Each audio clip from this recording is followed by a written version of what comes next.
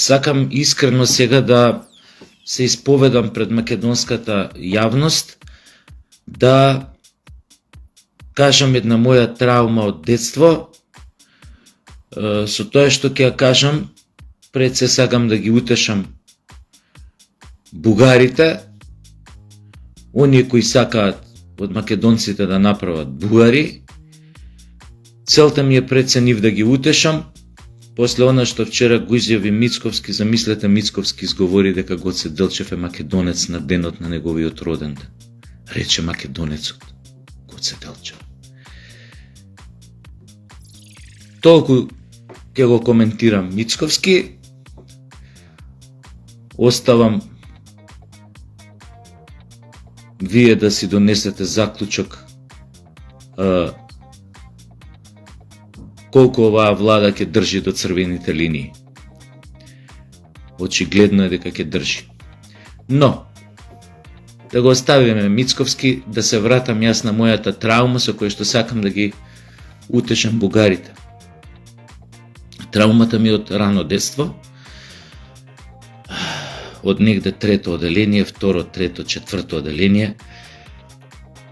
Ја може затоа и уште тогаш некаде у позадина на мозок сум имал некое непријатно чувство што се однесува до глума. Дури кога станав глумец, кога веќе станав глумец, ми текна, не се заебавам за ова, дека кога сум бил до четврто оделение, кога сум учел овдека в 29 ноември, денешно во еден Чернодрински, дека секогаш кога ме земале да глумам, а ме земале, тоа од после ми текна, секогаш кога ме земале да глумам, ми даале да глумам бугарски окупаторски војник или бугарски окупаторски овој фашистички полицаец. Абе, од тогаш ми даале само негативни улоги. А одној докторот познат Владимир Чадиковски, него све му даваа партизани да игра. И команданти и позитивни ликови. И јас секогаш сум морал да го апсам шумкарот, да му речам: каде бе шумкар? Каде одиш? Со тоа фурашката на глава. И публика се смееше, ама ме мразеше, пошто ја го апсев главниот партизан, што го играше доктор Владимир Чадиковски. Владимире Чадиковски, ден денес не можам да те поднесам поради тоа.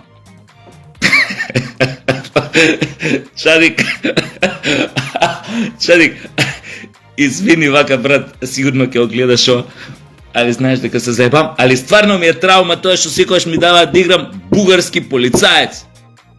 Тоа е утехата за бугарите. Замислете некој вака што зборел многу често против вашиот бугарски шовинизам, против македонците насочен, тоест вашиот антимакедонизам.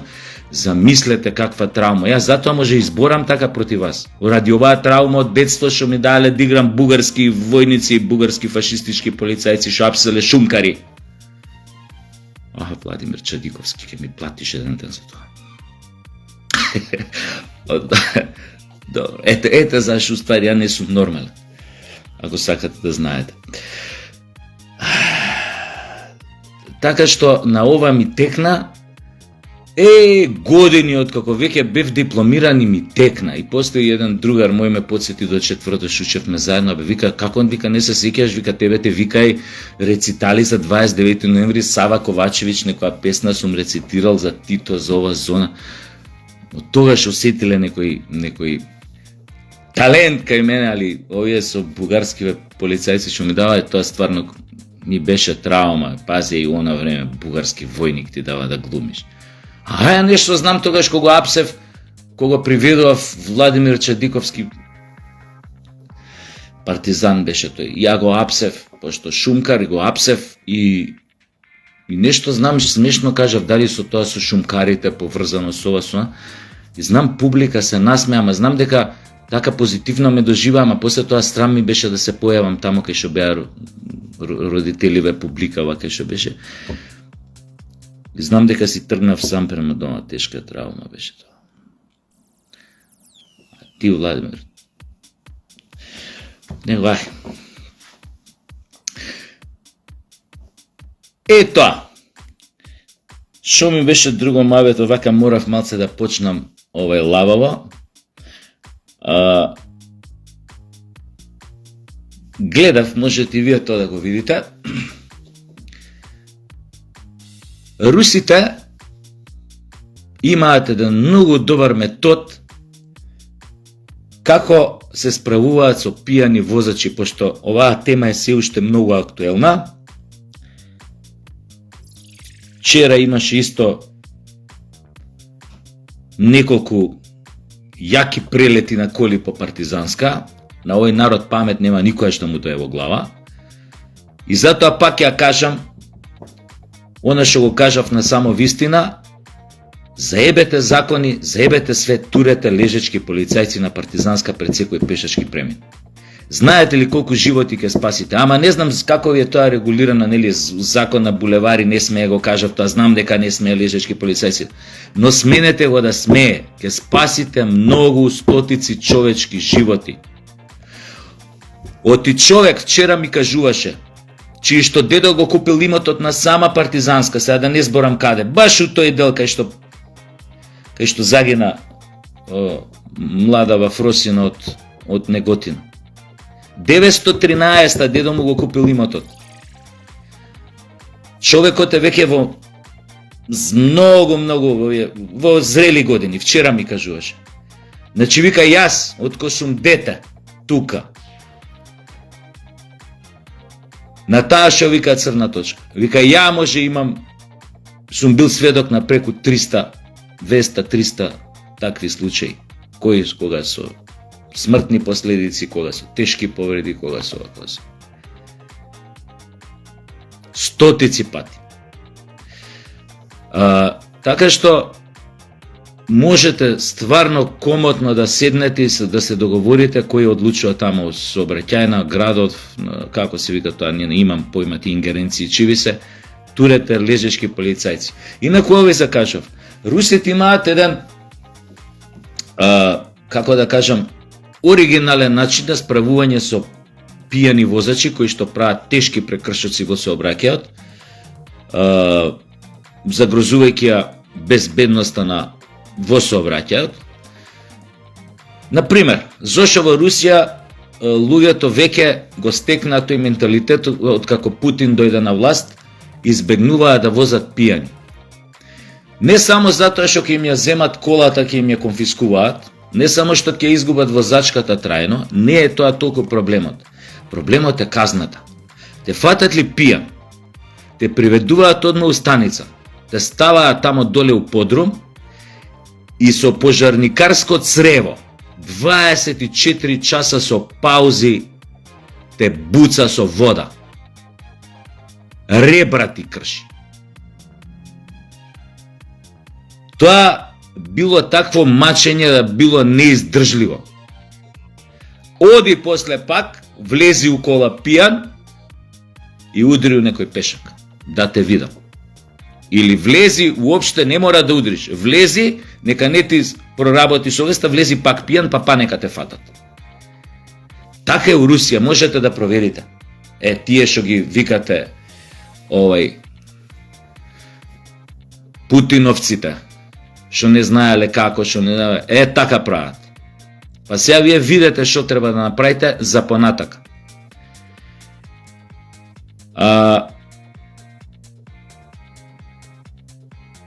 Сега е џабе се. Џабе за девојчето, уште поџабе за родителите и сестри,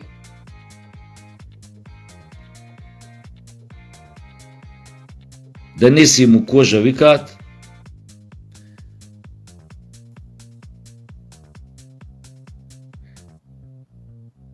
Нормално се борат сега, бараат правда за неа, но како да ви кажам,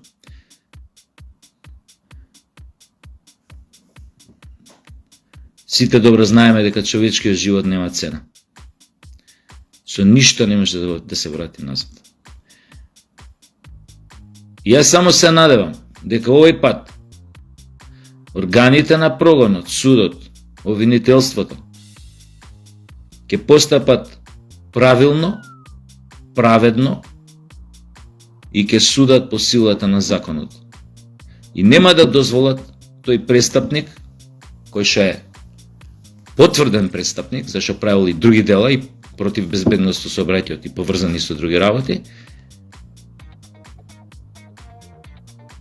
кај што ќе биде соодветно награден, односно казнет, за се тоа што го направи без можност утре заутре да добие некое помилување, скратување драстично на казната, како што некои веруваат, со кој што правев муабе дека ќе видиш, ми викаат, ќе излезе за 3-4 години и да го судат 10 ќе излезе. Не знам стварно како иде тоа со санкциите, со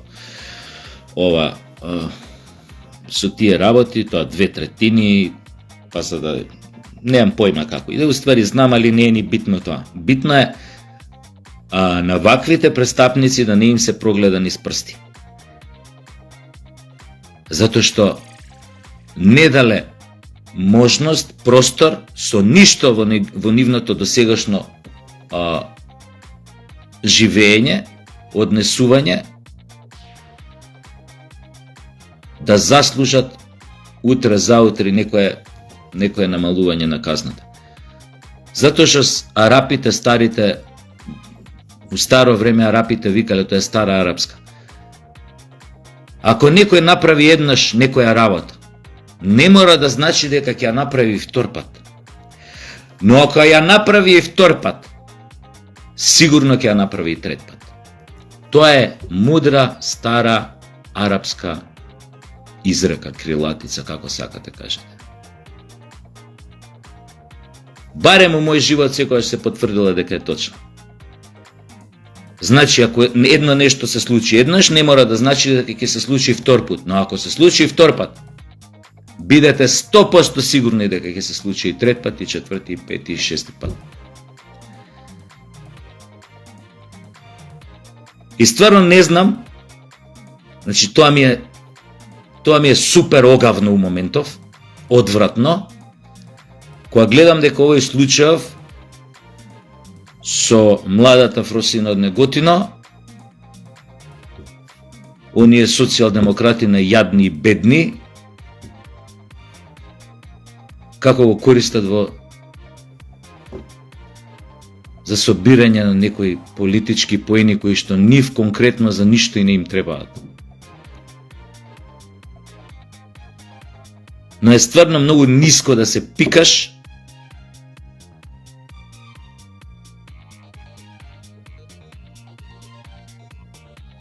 во тие протести, да го пикаш носот. Па уште, ако ја организираат дел од луѓето, тогаш веќе нивната вина е многу поголема. Штета што не разбираат дека со нив е готово. Само со ваквите работи уште повеќе си го снижуваат рейтингот кој онака им е под нула, уште пред изборите. Уште повеќе го снижуваат. И треба да сватат дека со социјалдемократските опции, левите опции, мада тие немаат врска со идеологија Социјалдемократскиот сојуз, дека со тој тип на опција готово во Европа во наредниве години. Гледате што се случува во Германија, масовни протести на десницата за оваа мигрантската политика. Уште по засилена е екстремната десница во Германија. Сега се изборите кога се таму, вторник, не знам кога се. Најверојатно Шолц ќе падне од власт. Гледате што се случи во Шведска вчера. Јас гледав една новинарка швејинка од Калмар, позната новинарка е таа повозрасна жена. Вика, ова е еден од оние денови кои што ја сменија душата на Шведска. Нешто што ни не памтат. Масовно убиство во некој образовен центар, школа, шо и да е. Вчера се случи во Шведска. Преку 10 убиени, како овој у Белград што направи Малион, само овој Пукачов има 35 години и не му објавуваат идентитет. Убиен е наводно за време на обсадата на школото, кога се обидувале да го приведат. Значи не му објавуваат идентитет намерно. Можете тогаш да замислите зошто не му го објавуваат и зошто јавноста у Шведска не смее да чуе кој е тој човек и кои се мотивите за тоа што го извршил. Пази, Шведска е дојде до тој степен на криминал и масовни убиства. Швеѓаните ние на времето ги памтевме само по швеѓанки од интернатот, поточно со тврдо Дж. Швеѓанки од интернатот, сите трчаат да го гледаат филмот у Вардар 1, Вардар 2, у Напредок, у Шутка, у не знам, овој Напредок кај беше на Битпазар, беше Напредок, да, на Битпазар. Кино Напредок. По тоа сме ги знаеле. По еротски филмови, меки порничи. Добра се, ние малце по така очиклените градски деца и знаевме швеѓаните и по режисерот Ингмар Бергман. Ингрид Бергман, да. По оваа глумица го кажа.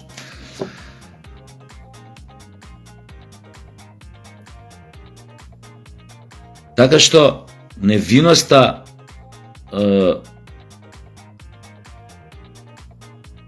Европа одамна ја изгуби.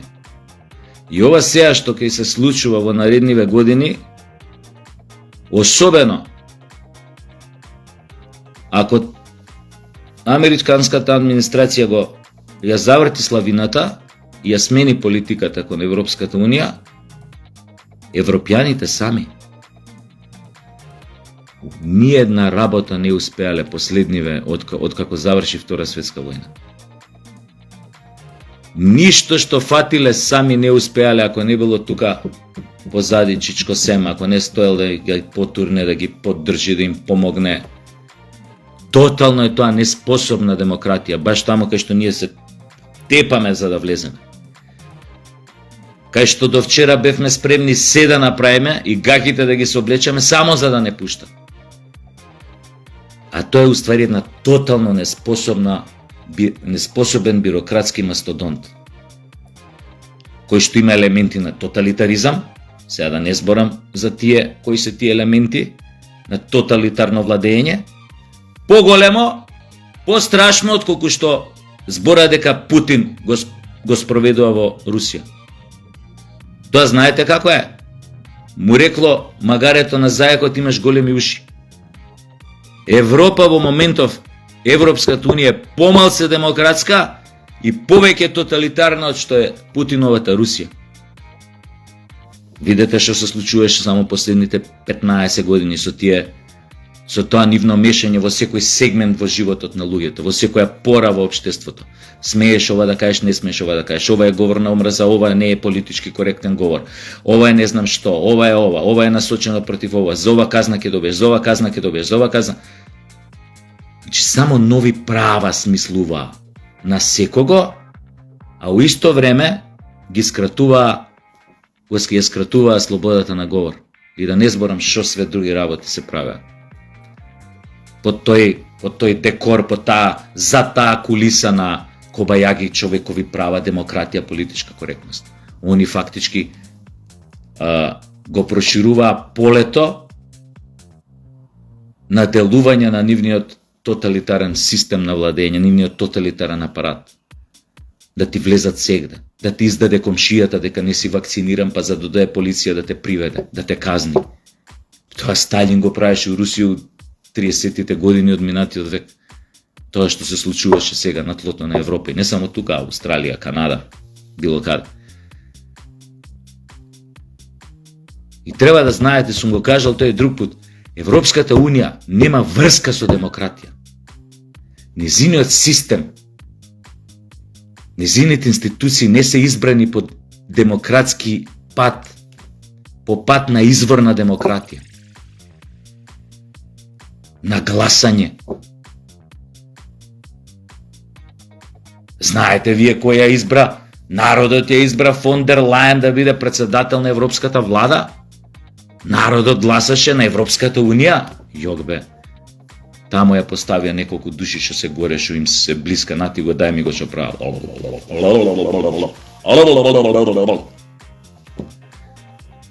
Све шминка. Но добро. Не ни доаѓа памет у глава, ќе ни доаѓа памет у глава многу брзо.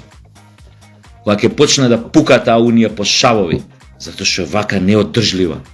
Ние тоа го знаеме, живеевме у таква повеќе мултиконфесионална, мултиетничка, не знам каква федерација, која што баш заради тие разлики огромни не успеа да стекне да создаде во тој процес, не успеа да создаде нација додека постоеше, која што ќе се идентификува со од прв до последен, кој што ќе се идентификува со државниот субјект у тоа време Социјалистичка Федеративна Република Југославија, со тој некој заеднички колективен идентитет југословенски и така натаму. Така да и Европската Унија нема шанси да воспостави еден таков колективен идентитет, една таква самосвест дека никогаш. Затоа постојано внатре ќе постојат сили кои што ќе бидат спротивни на тоа унијатство што го нарекуваат Европска Унија, кои што ќе тргаат во спротивен правец. Затоа што ќе биде неодржливо. Секогаш некои одлуки донесени на централно ниво горе, без изврна демократија во Брисел, нормално дека ќе задрат во интересите на одреден народ кој што е член на Европската Унија. За некоја покрупна работа и тој народ ќе рече нема шанси. Ама ние нема шанси. Знаете колку народи има членки во Европска Унија, колку етнички овие заедници живеат во склоп на таа на таа Европска Унија. Тоа Господ не може да го зачува да биде заедно. Вака морав пластично да објаснам. Зашто тоа ќе го снема многу брзо. Но, ајде да си правиме муабет дека сакаме во уште некое време, пошто тоа е сега уште е многу корисно да се збори и да се слуша дека сакаме. Иако во суштина сите знаеме каде води тоа, барем ние што го имаме искуството со живење во една таква слична заедница, која што знаеме како се распадна во крвава војна. Не е битно. Кажав се што имам да кажам. А ти, доктор Четиковски, само ако те видам негде, ќе частиш пијачка.